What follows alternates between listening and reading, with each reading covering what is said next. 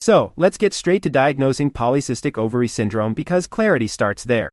To officially diagnose PCOS, you actually need to meet at least 2 out of 3 specific criteria. That means looking for irregular ovulation, seeing those characteristic microfollicular ovaries during an ultrasound, or detecting signs of excess androgens in your body. It isn't enough to have just one sign floating around without context. Now, think about high insulin acting inside your cells. This isn't just a number on a lab report, it functions almost like a direct command center telling your body to store fat while simultaneously sending inflammatory signals. And crucially, these signals actively block the process needed for successful ovulation to happen. So, lowering that insulin becomes non-negotiable if we want to restart things naturally.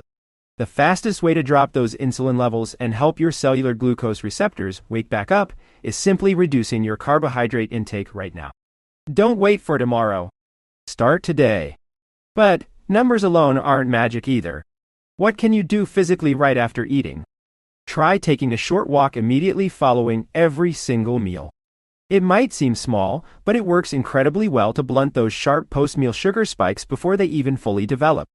If you're dealing with more stubborn challenge like struggling through severe obesity or managing hypertension, you might consider bringing medications like Metformin or GLP-1 agonists such as Ozempic into the mix.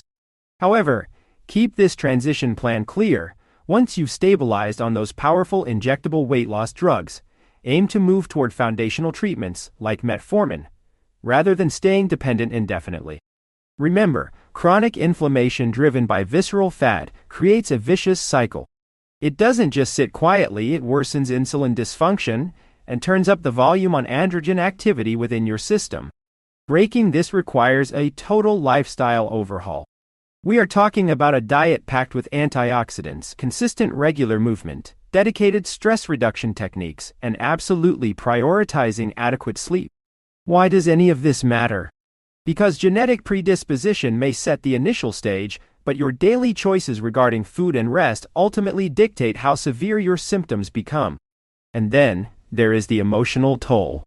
When estrogen goes erratic and progesterone dips too low, it sends shockwaves through your brain, specifically targeting the limbic system. Have you ever felt sudden waves of unexplained anxiety or experienced persistent cognitive fog? That could very likely be your hormones destabilizing that part of your mind. But sometimes the physical roots run much deeper.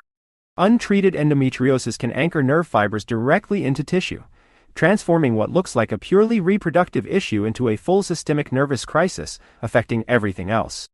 If you suspect something similar happening to you, don't drag this out. Waiting anywhere between 9 to 11 years for a proper diagnosis is far too long. Seek immediate medical attention if you experience severe period pain. It shouldn't be ignored. For management, look into options like progestinides or estrogen-depleting agents. Often, stabilizing conditions medically comes first, so you avoid undergoing unnecessary surgeries prematurely. Speaking of tracking health over time, start monitoring anti-Müllerian hormone levels beginning in late adolescence. Doing this early allows you to track your ovarian reserve with accurate precision throughout your life. Finally, if surgery becomes necessary due to adhesions, combine precise surgical excision with aggressive hormonal maintenance afterward. Without that second step, adhesion recurrence happens rapidly. Thank you so much for sticking with me until the end of this deep dive. Please hit that subscribe button, check out our YouTube channel for visual guides, and remember that supporting us costs only a few dollars a month. Drop a comment below sharing your thoughts, or leave a quick review to help others find this show. Until next time, stay tuned in and listen happily. Check out Profile for podcast summaries.